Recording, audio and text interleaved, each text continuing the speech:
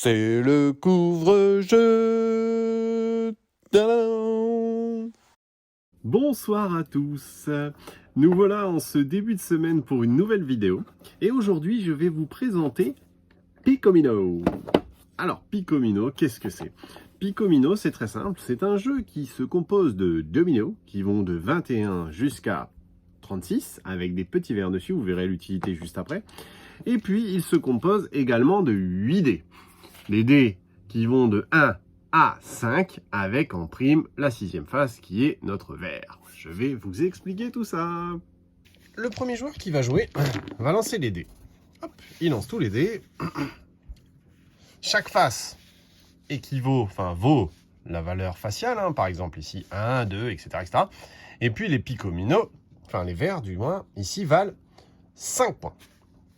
De la même façon que les faces 5. Comment ça marche? Un peu, vous savez, à l'IAMS ou la Yahtzee, où on va pouvoir prendre des dés, et puis les mettre de côté, et puis rejouer certains dés. Sauf que là, on n'a pas le choix. C'est-à-dire qu'en gros, je vais devoir choisir une de mes faces. Ici, donc, soit les 1, soit le 2, soit le 4, soit les verts, soit les 5. Pour essayer de faire en sorte d'arriver à un nombre qui est proposé ici. Ici, disons que je prends les verts. Si je prends les verts, je vais relancer les autres dés. Hop, je relance les autres dés. Quand je relance les autres dés, je n'ai pas le droit de prendre de nouveau des verts si jamais il y en avait.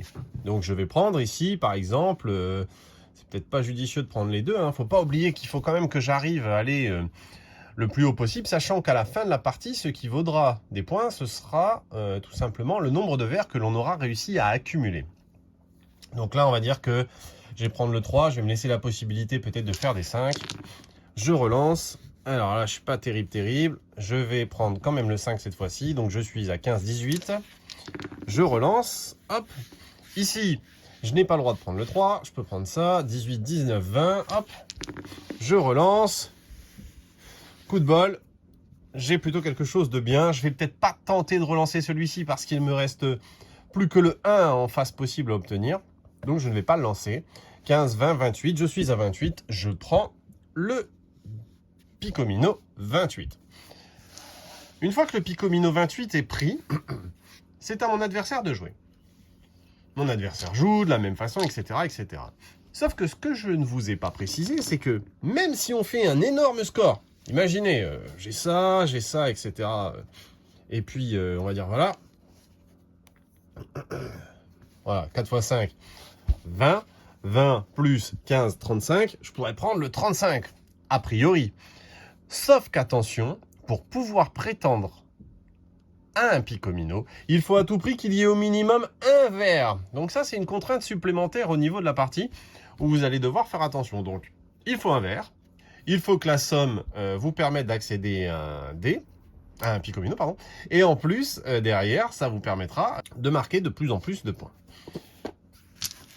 L'adversaire qui joue a plusieurs possibilités, justement. Imaginons, on avance dans la partie, bim, etc., etc., etc. On en est là, voilà, vous imaginez l'état de chacun. Hop, hop, hop, hop. Et je rassemble tout ça. Là, imaginons, c'est à mon tour de jouer.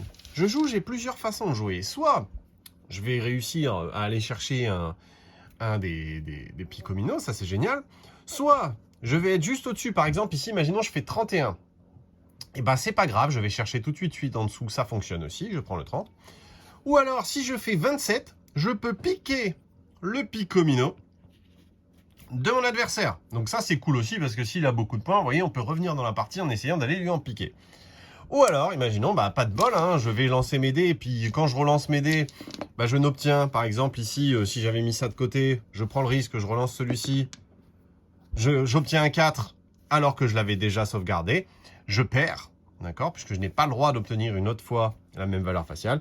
Du coup, je suis obligé de remettre mon 25.